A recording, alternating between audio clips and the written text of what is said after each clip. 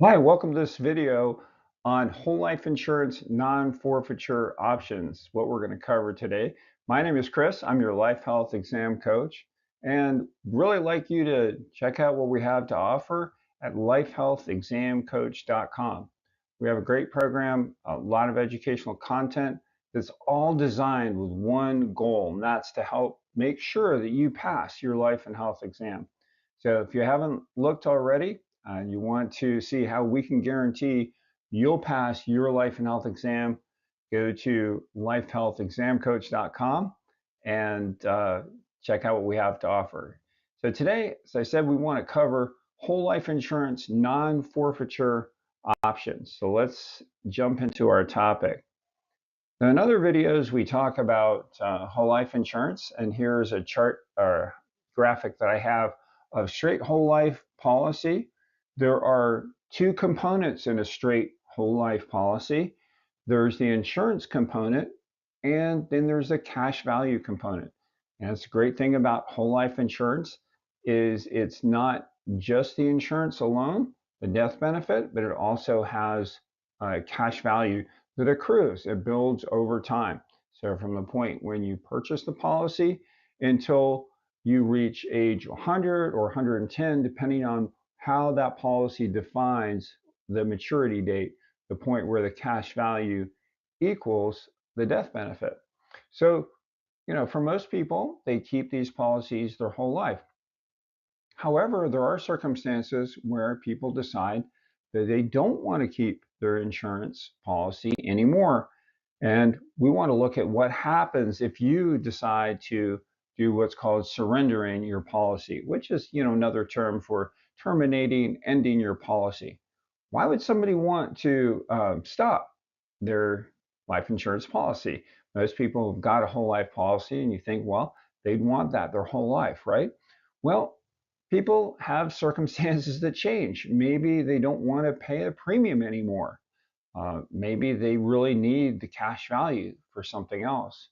Or maybe they want to invest in something else. So, those are some reasons why somebody might opt to surrender their whole life policy. What we want to focus on today is what's called non forfeiture. Everybody's heard of the word forfeit, right? It means to lose. So, non forfeiture is simply the opposite of that. It means you can't lose. You can't lose that cash value if you surrender your policy. Your straight whole life policy has a certain amount of cash value in it based on how long you've been paying into the policy. It's going to have a time period, and you can see very clearly in a whole life policy when you get the policy, you know how long it takes and exactly how much cash value you'll have at every point along the way from the time when you get the policy until you reach the policy maturity date. So if you pick a time anywhere along that line where you want to surrender the policy, it's very clear, how much cash value you have, assuming, of course, you haven't taken out any loans from the policy. So that could affect things. But it's very clear that you have a certain amount of cash value that has accrued in the policy over time. And if you surrender this policy, the insurer must give this to you because you're the one who's paid into it, right? So non-forfeiture basically means you can't lose that cash value when you surrender your policy. Now, there are several different options, though, of how you can receive that cash value. And that's what we want to focus on, these non-forfeiture options. And the first one is cash surrender. And this is pretty easy to understand. You just simply receive whatever the cash value is of the policy in a single lump sum when you surrender the policy. So, for example, let's say you decide to surrender the policy at a point when the cash value equals $20,000. So the insurance company will cut you a check for the $20,000 and then you're done. The policy is done, right? There's no death benefit anymore because you've terminated it. You just received the cash value for the policy and that's the end. So that's one way in which you can receive your second way in which you can receive your cash value is in extended term insurance. So remember, term insurance is cheaper than whole life. And your cash value is then converted into a certain number of years of term insurance. Why would somebody want to do this? Because maybe they want to end the policy simply because they couldn't afford the premiums, didn't want to pay the premiums anymore, but they really still wanted life insurance. So this is a great option to, in a sense, convert your whole life policy into extended term coverage. So in this example, say instead of receiving that $20,000, which is your cash value, it's simply used to buy term insurance for however many years that covers. And you're not buying a separate policy, it's all done by the same insurance company, who has the policy. And they will just turn that into term insurance for a set number of years. It's simply based on how much cash value is there. So $20,000 in cash value would buy a certain amount of term insurance. Let's look at a kind of example of that here in the next slide.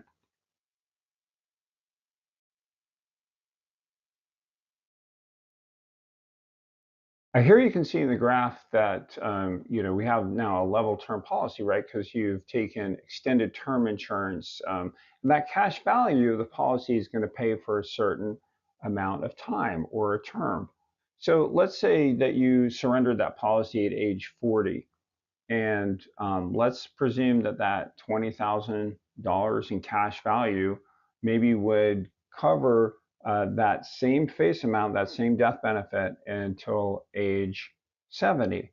So you would have the full death benefit if the insurer were to pass away during any time between age 40 and 70. And then the other thing that's important, remember, is that, of course, there's no more premium that's being paid because the cash value has paid for this extended term insurance. So, in effect, the person ends up with the same death benefit, but it's not whole life anymore, right? They're covered in this example until age 70. Again, it just depends on how much cash value is there, what's the cost of that extended term insurance that would define exactly how far it goes. But this could accomplish a person's goal of wanting to stay covered, keep that same death benefit, and not have to pay any more premiums. So that's the second kind of uh, non forfeiture option. Next, we're going to look at the third option. This one is called reduced paid up insurance.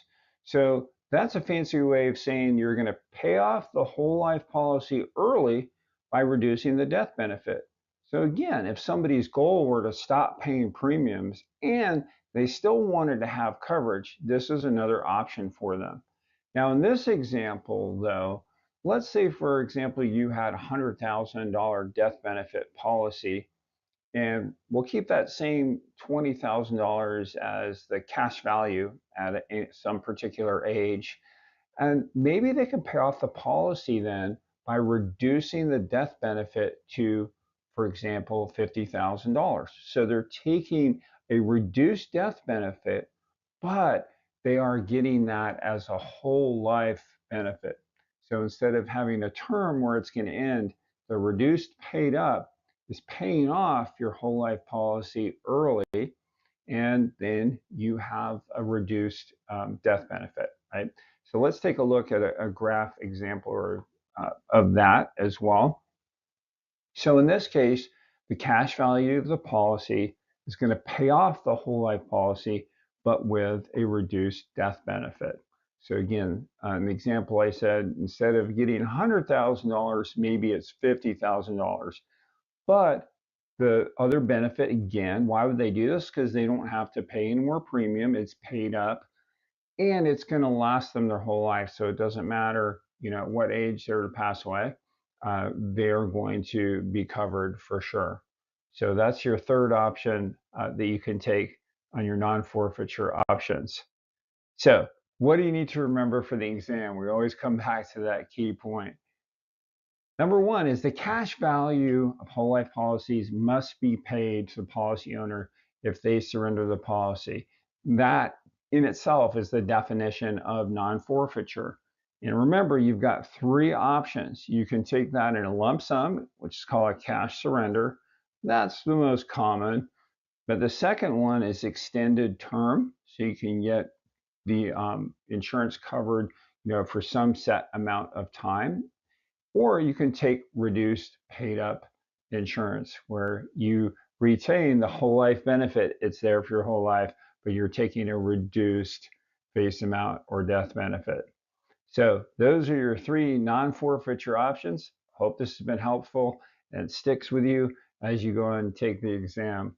We look forward to seeing you in other videos. And remember, check us out at lifehealthexamcoach.com. Thank you.